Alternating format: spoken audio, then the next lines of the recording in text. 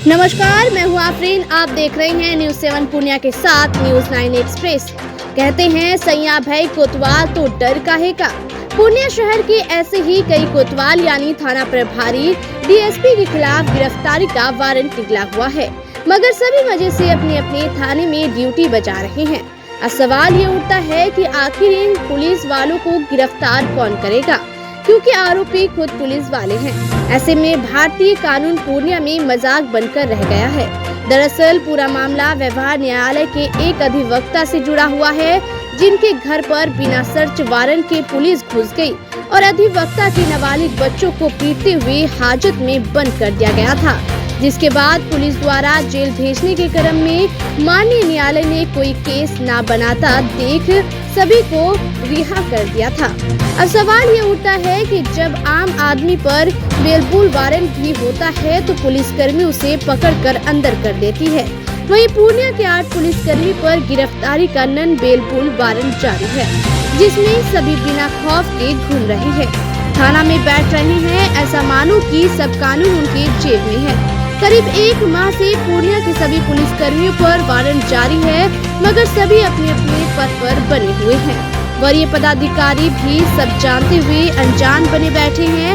ऐसा लग रहा है कि कार्यपालिका न्यायपालिका को अपनी मुट्ठी में कर रखा हो।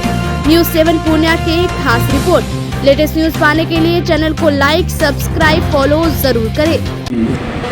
ये तो भाई एसपी साहब बताएंगे।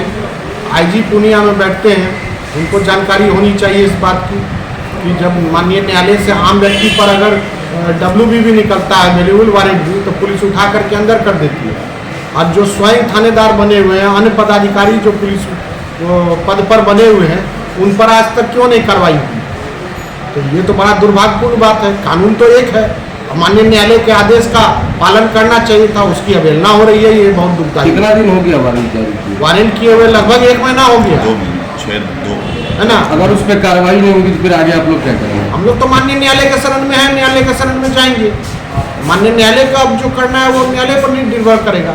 लेकिन ये कितना दुखदायी घटना है कि किसी वो तो अभियुक्त है ऑलरेडी, अभियुक्त की गिरफ्तारी का वारंट जो है माननीय न्यायालय से होता है, और चूंकि वो पुलिस कर्मी है इसलिए आप उस पर कोई कार्रवाई नहीं कर रहे हैं। ये तो साफ स्पष्ट है कि बेलेबुल वारंट 6/2/2023 को हुई है, और बेलेबुल वारंट होने के बाद एक साधारण आदमी पर जब होती है तो पुलिस तुरंत पकड़ करके प्रस्तुत करती है।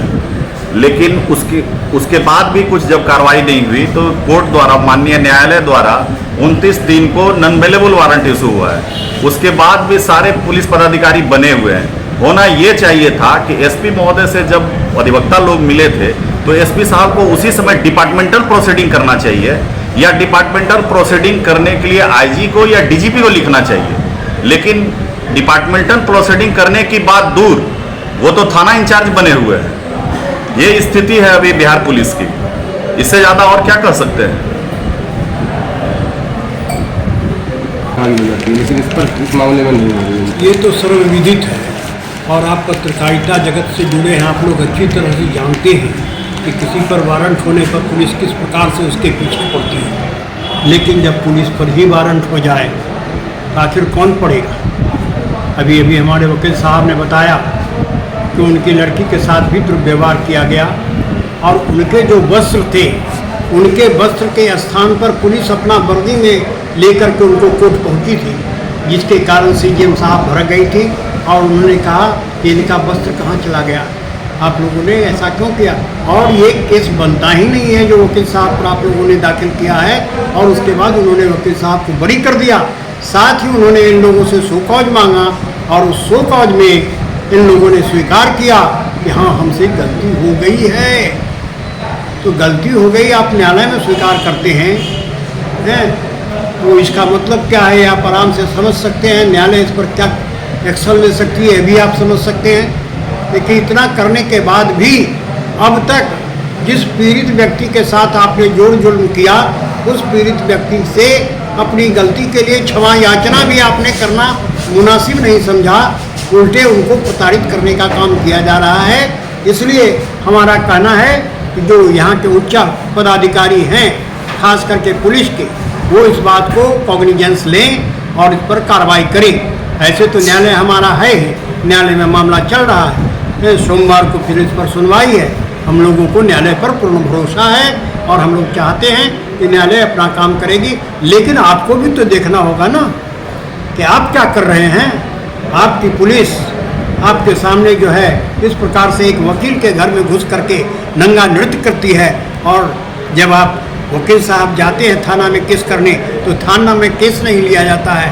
एसपी साहब के यहाँ फरियाद करते हैं, वहाँ भी केस नहीं लिया जाता है। उच्च न्यायालय के अधिवक्तागण आते हैं, वो जाके मिलते हैं, उसके बाद भी केस नहीं होता है। लाचार होकर के न्यायालय के शरण में जाना पड़ता है और न्यायालय से कॉग्निजेंस होता है और वारंट भी होता है, नॉन अवेलेबल वारंट भी होता है। फिर भी अभी तक ऐसा लगता है कि किसी के कान में जूं नहीं रेंग रहा है। हम लोग चाहते हैं इस मामला में उसी तरह का व्यवहार किया जाए जो आम नागरिकों पर वारंट होने के साथ किया जाता है। क्या लग रहा है पूर्णिया पुलिस अपने विभाग के लोग बचाने में लगी है, ये तो मैं नहीं कह सकता, क्योंकि 31 तारीख को उनको मिला है और आज 1 तारीख है। अगर 1 तारीख के बाद अगर बचाने में लगे रहेंगे, 2 तारीख के बाद बचाने में लगेंगे, तब ये बात पूछा जा सकता है। लेकिन अभी एक दिन में क्या मामला था केस का? दिनांक 17/7/2021 को मेरे घर में अवैध रूप से पुलिस 8:30 बजे रात में घुसती है। घुस करके मेरे साथ मेरे नाबालिग बेटा बेटी के साथ मारपीट करती है। मारपीट करने के बाद गिरफ्तार करके सबको थाना लेके जाती है। थाना में दूसरे दिन हमको रिमांड किया, तीनों को, मेरे नाबालिग बच्चे को और हमको रिमांड किया। रिमांड करने के बाद न्यायालय में प्रस्तुत किया 18 तारीख को।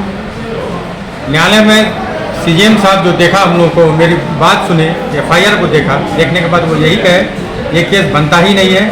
सभी अरेस्टिंग ऑफिसर, आईओ, अन्य सभी आदमी पर शोकॉज दिया। शोकॉज होने के बाद मेरी बेटी को जो न्यायालय में प्रस्तुत किया तो मेरी बेटी का इस तरह से दुर्दशा कर दिया था वो लोग। एक पुलिस का बर्ताव नहीं था, एक आतंकवादी का बर्ताव था उन लोगों का। और पुलिस अपने पहना हुए कपड़े में प्रस्तुत किया।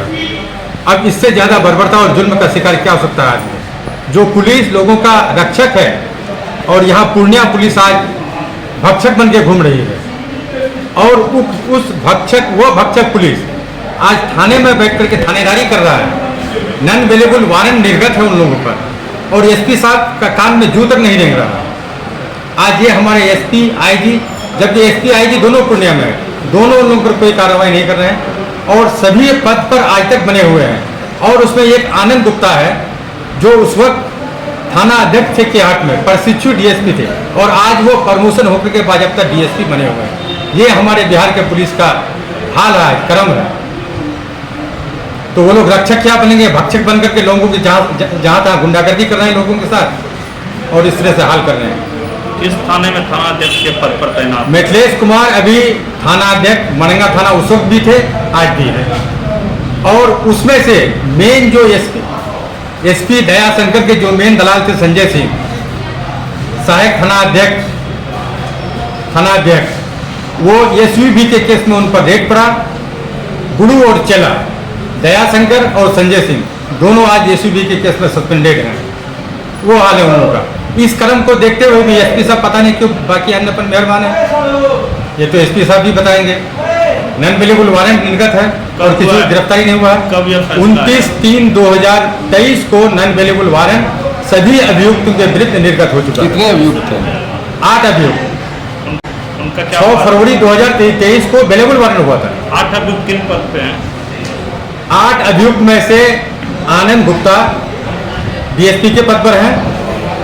वो कहाँ पोस्टेड है भी है पता नहीं। उस वक्त सहायक थाना में, उस वक्त के थाना में थाना अध्यक्ष पद पर थे। एक मिथिलेश कुमार मरंगा थाना अध्यक्ष हैं, उस वक्त भी थे, आज भी हैं। उसके बाद अब्दुल मन्नान एसआई, उस वक्त सहायक थाना में थे और अभी सदर थाना में पोस्टेड हैं वो। और संजय सिंह सस्पेंडेड हैं एसयूवी में। उसके बाद पुष्पलता कुमारी वो किशनगंज में है। और गुलाम सरोवर कहाँ है ये तो मालूम नहीं है। उसके बाद प्रेम शंकर प्रेम शंकर का भी ट्रांसफर हो गया है, सुबोध चौधरी का भी यहाँ से ट्रांसफर हो गया है। वो लोग कहाँ पर है अभी पता नहीं है। और उस स्थिति में आज पूरे पूर्णिया की जनता और हमारे सारे पूरे बिहार के अधिवक्तागण आशा की निगाह से बिहार सरकार, डीजीपी, माननीय आईजी, माननीय एसपी पर एक आशा भरी निगाह से देखते हैं कि इस भक्षक पुलिस का अंत कब होगा। बस यही मेरा आप लोगों से आपके माध्यम से निवेदन है इन पदाधिकारियों से कि इन पर जल्द से जल्द कोई कार्रवाई करें। आज 2 साल होने को है, लेकिन अभी तक ये भी पुलिस पदाधिकारियों पर किसी तरह का कोई प्रोसीडिंग नहीं हुआ। इस तरह से मेहरबान है। अब बढ़िया तो पदाधिकारी वारंट जारी हो गया है, अब तो कार्रवाई होगी। कहाँ हो रहा है आज? अभी तो मेहरबान है, अफसर इंचार्ज बना हुआ है। 31 तारीख को एसपी के यहाँ रिसीव हो चुका है नंबर वारंट, और आज 1 अप्रैल है। एसपी साहब क्या नहीं देख रहे हैं? चैनल के माध्यम से क्या करना चाह रहे हैं? चैनल के माध्यम से मैं ये कहना चाहता हूं कि 1947 से पहले लोगों को अंग्रेज से आजादी चाहिए थी, और यही काले कोट वाले पूरे हिंदुस्तान में घूम घूम कर हिंदुस्तान को आजाद कराया। और आज ये जिनको अपना आत्मसम्मान है, ये काले कोट वाले वकील को ये भक्षक पुलिस के खिलाफ जिंदा होना पड़ेगा और सड़क पर दौड़ना पड़ेगा, और पुलिस को दौड़ाना पड़ेगा, भक्षक पुलिस को। जो ईमानदार पुलिस है उसको नहीं।